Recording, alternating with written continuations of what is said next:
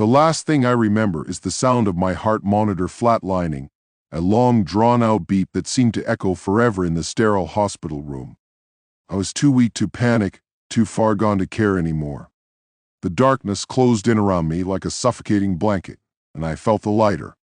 There was a sudden stillness, a detachment, as if my body was something foreign and distant. For a moment, there was nothing. No pain, no thoughts, no awareness of time. Just an all-encompassing void. Then, slowly, something began to change. I became aware of a strange sensation, as if I were floating in a thick, viscous fluid. The darkness wasn't just emptiness, it was a something. I could feel it pressing in on me, not suffocating, but encasing me like the deepest ocean. Yet I wasn't drowning, I was simply suspended. When I tried to move, I realized I no longer had a body in the way I used to. No hands, no arms, no legs. But I could still feel, in a way, like I was made of smoke, wisps of myself trailing into the surrounding nothingness. I didn't panic, though. Maybe I should have, but something about this place, this strange in-between, made me feel numb, detached. A piece of me knew I was dead, knew I had crossed some invisible line. And then I heard it. A whisper. Faint at first, like the distant wind through an open window. I strained to listen, though I had no ears. The whisper came again, this time closer, curling around me like an icy breath. It didn't have words, not at first, but I could sense an urgency behind it, a need. "Who's there?" I tried to ask, but I had no voice. The question seemed to radiate from me, more like a thought than a spoken word. The whisper paused, lingering in the air around me, and then, as if in response, I felt a presence. Something else was here. It wasn't human, at least not in any way I could recognize. It didn't have a face or a shape, but I could feel it, circling me, watching me. A cold shiver, if I still had a body that could shiver, rippled through me. The whisper grew louder, more distinct now. Words, disjointed, broken, slipped through the void, fragments of something larger, something ancient. He waits, forgotten beyond the veil. I didn't know what it meant, but the words scratched at something deep inside me, an instinctive fear that pulsed like a heartbeat I no longer had. I wanted to leave this place, wherever I was. I wanted to wake up, to return to my body, but I couldn't. I was trapped, anchored here. Suddenly, a dim light appeared far in the distance, a tiny flicker against the endless black.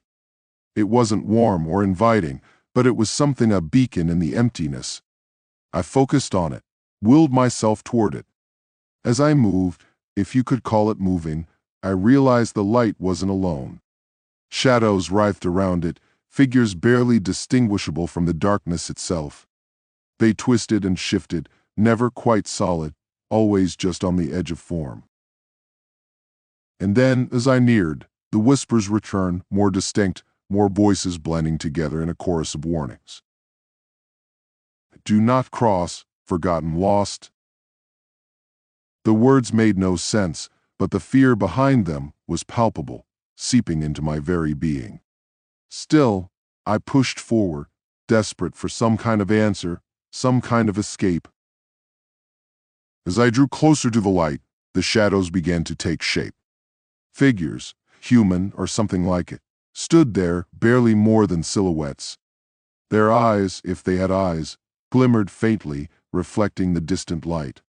They weren't moving, just standing, watching. I couldn't tell if they were waiting for me or trying to keep me away. The light itself, now larger and closer, began to shift. It wasn't a comforting glow, it was cold, harsh, a pale luminescence that cast long, jagged shadows across the figures. And then, out of the light, something stepped forward.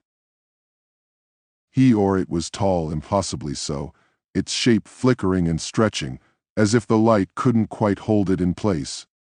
Its face, or where its face should have been, was smooth, featureless, but I could feel it staring directly at me. "You do not belong," it said, its voice like the scrape of rusted metal. The words didn't come from a mouth. They just appeared in my mind, heavy and oppressive. "I don't want to be here," I thought, the words forming out of desperation. "I don't understand what's happening." The figure leaned closer, towering over me, and though it had no face, I could feel its presence all around me, suffocating, like the very air was thickening with its proximity. "This is not your place," it said again, but this time there was something behind the words, a flicker of emotion, of hunger. "Yet you are here because you seek." "Seek what?" I thought, my mind racing. "I didn't seek anything, I didn't ask for this." "All who come seek," the figure whispered, the sound like dead leaves crumbling beneath a boot. "You sought truth, but now you must witness." Before I could respond, the scene around me changed. The darkness peeled away like a dissolving mist, revealing something far worse than the void. I stood, or floated, or existed, in a vast, desolate plain. The sky above was a deep, sickly red, bruised with shadows that writhed and pulsed like living things. The ground beneath me was cracked, dry, and barren, stretching endlessly in every direction. And there were others. Figures, hundreds, no, thousands of them, wandering aimlessly, their forms broken and twisted. Some crawled, dragging themselves across the parched earth, while others stood motionless, staring into nothingness. Their faces, what remained of them, were contorted in expressions of unimaginable pain and despair. Their mouths moved, but no sound escaped. I tried to scream, to run, to do anything, but I couldn't. I was trapped in place, forced to witness the horror around me. "This is what you sought," the figure said, its voice now cold and final. "The forgotten, the lost, those who came searching and found only oblivion." I shook with fear, if I could still feel fear, and tried to turn away from the sight, but the figure's grip on me was stronger than I had ever known. It wasn't physical, but something deeper, something that clawed into the core of whatever was left of my soul. "I don't belong here," I thought, my panic rising. "No one belongs," the figure replied, its tone almost mocking now. "And yet, here we are."